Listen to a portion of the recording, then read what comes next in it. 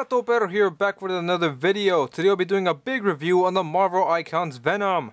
So I got very lucky finding this guy at my local flea market, and I got him for around $40, not a bad price. Originally the guy wanted $55, but since I'm a preferred customer, I got a discount. Alright, so let's start this big review off. Most of the time, collectors would like to tell you that this guy is mostly a overgrown version of this guy right here, which is the Spider-Man Classics figure, or the Amazing Spider-Man series. I don't think they are. I think this guy is a completely new mold right here. Maybe he shares some of the same like inspiration from this mold, but I think it's all new. Completely huge, really cool looking, full of articulation, awesomely detailed, just great all over. So let's get started.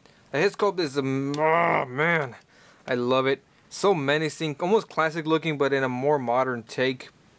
Very unique looking with the eyes. I love how it has like this texture in between the eyes where it has like these threads, individual symbiote things, slime, I don't know how to describe it, nasty things going all across his eye if you can see it. They extend all the way to the top of his forehead, as well as his mouth extends all the way back here. Really cool looking, has these extra like frowny expressions right here painted white. They're all indented in, as well as over here like in the forehead. Really cool looking, nothing disappoints about this guy. A lot of paint detail going into the gums of his mouth. There's a lot of like texture going on between their holes where the teeth are. There's black inking in between. Really like yellowish, black, white teeth. Really detailed on the inside of the mouth when you open it up like that. Really cool looking.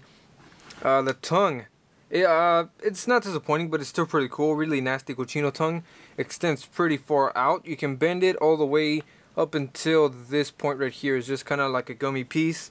But you can still get it to go all the way around as you wish. And you can still rotate it right here at the top. Just try not to be careful not to rip it off. Really cool looking. The mouth is on a hinge that for the most part just kind of opens up as you make the figure's head look up as well. So the more you make it look up, the bigger his mouth is open. But then going down, it just kind of closes up.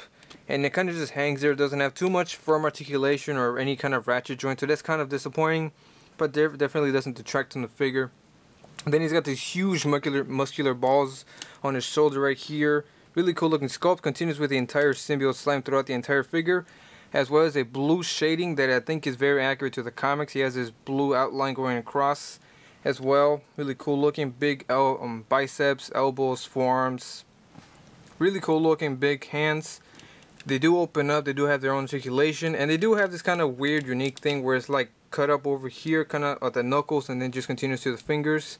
All very accurate. Abdomen of Venom looks pretty cool as well. Mostly like a grayish going across the white, but it doesn't make it like look too weird. Looks pretty cool as well. A lot of shading going in between there.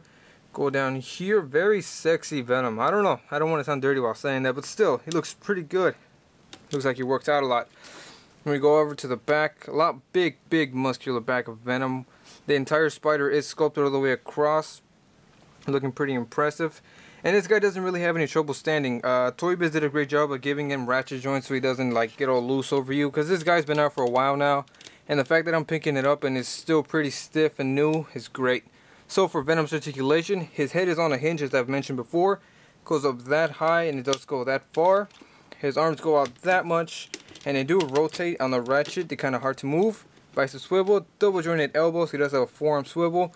His wrists go up and down. He does have individual finger articulation. His ab crunch goes down that far and kind of doesn't really go back. Stands in place. Waist joints. His hips go forward that much, and they do go out that much. He does have a thigh swivel. Double jointed knees. He does have a swivel at the shin. His ankles move down that much. Up to articulation. He does have an ankle rocker. Alright, so for Venom's height on camera, it looks like he's close to over 12 inches tall, which is pretty accurate since he's from the Icons line. Below him is the Spider-Man Classics Venom right there, and then we have Marvel Select Venom right there. So obviously they're out of scale, but just so you can see the difference. They reach up to his waist, and I think it's completely up to you whether you want to fit him into a 6-inch Marvel Legends display. I have seen Venom be around 50 feet tall in comics, but that was mostly like the Mac Gargan Scorpion version, but I guess it's possible. Anyway, my thoughts, this is an incredible figure. I wish they would make more figures like this now, but I guess the price would be like way high. But I still recommend them. The amount of detail he has on this figure is just immaculate. I think he is the best sculpted Venom we have ever had, which should happen, because the bigger the figure is, the better it should be. But yeah, if you can find this figure anywhere, like on eBay or like a flea market like I did, please, I recommend you buy it. Look at the price, make sure it's a decent price, make sure he's not too loose, and buy him. Anyways, it's been Gato Perro. Please stay tuned for more reviews and stop motions.